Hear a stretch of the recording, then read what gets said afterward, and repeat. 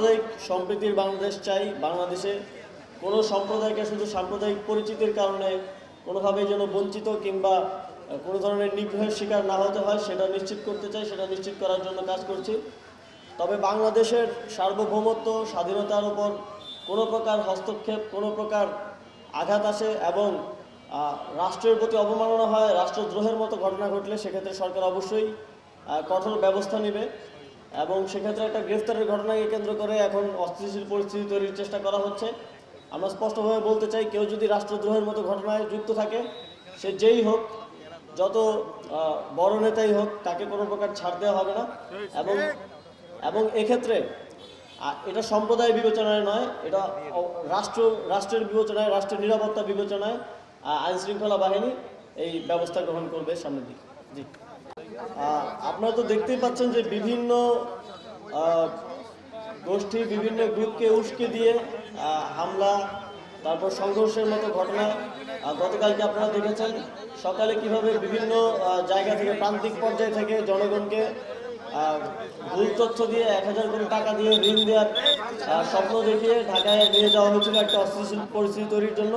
কিন্তু আমাদের আইনশৃঙ্খলা বাহিনী এবং সর্বোপরি ছাত্রদের অংশগ্রহণের মাধ্যমে সেই পরিকল্পনাকে নস্যাৎ করা হয়েছে এবং এই ধরনের আর কোনো ষড়যন্ত্র কিংবা পরিকল্পনা করা হলে সে বিষয়ে যথাযথ ব্যবস্থা নেওয়া হবে। আপনারা জানেন গতকাল যারা এটা সংগঠিত করার চেষ্টা করা হয়েছিল, সেই অহিংস গণঅভ্যুত্থান বাংলাদেশের যে আহ্বায়ক, তাকেও গ্রেফতার করে জিজ্ঞাসাবাদ করা হচ্ছে। ধন্যবাদ।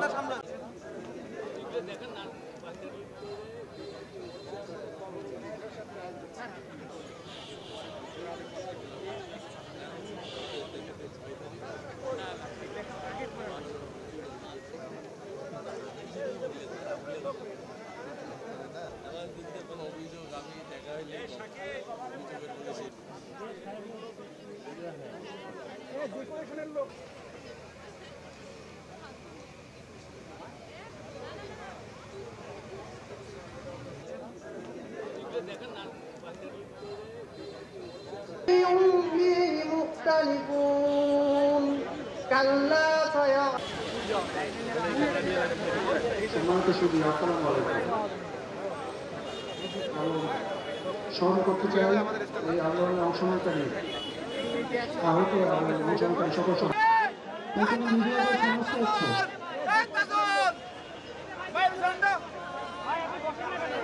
ঘড়ি দেখতে বলেন তো, ঘড়ি দেখতে বলেন। এ মামা ভিডিও করিস না করে।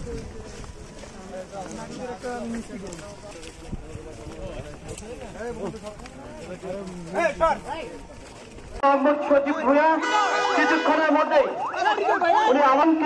মধ্যেই আমরা অধীর আগ্রহে অপেক্ষা করছি। মোহাম্মদ সজীব ভূঁইয়া মাননীয় উপদেষ্টা মন্ত্রণালয়, আমরা আমাদের স্বাগত অভিনন্দন জানাচ্ছি। আপনারা দেখুন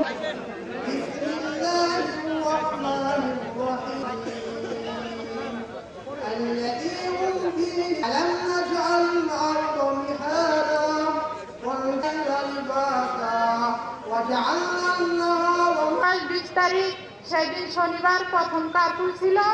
বাচ্চাকে রেখে আমি অফিসে যাই, যাওয়ার পরে অফিসে যাওয়া আমার খিদা লাগছে, আমাকে ভাত দাও।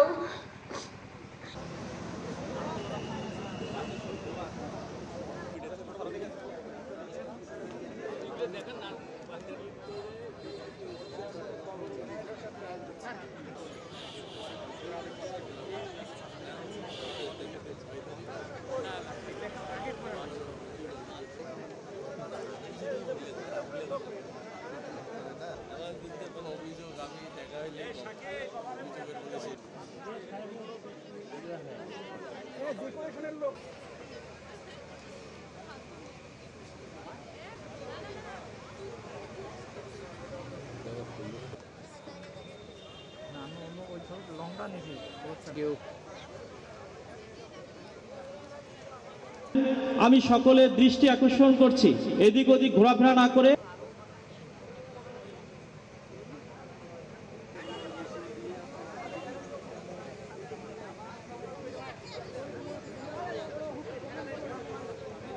জনাব আসিফ মোহাম্মদ সজীব ভূঁইয়া আমাদের মাঝে। ও সম্মানিত উপস্থিতি, আজকের অনুষ্ঠান হয়েছে তাদের দৃষ্টি আকর্ষণ করছি, সবাইকে সুশৃঙ্খল ভাবে থেকে যারা প্রতিনিধি রয়েছেন তাদের বক্তব্য শুনবো এবং পুলিশ সুপার রংপুর মহোদয়, জেলা প্রশাসক ও জেলা ম্যাজিস্ট্রেট রংপুর মহোদয়।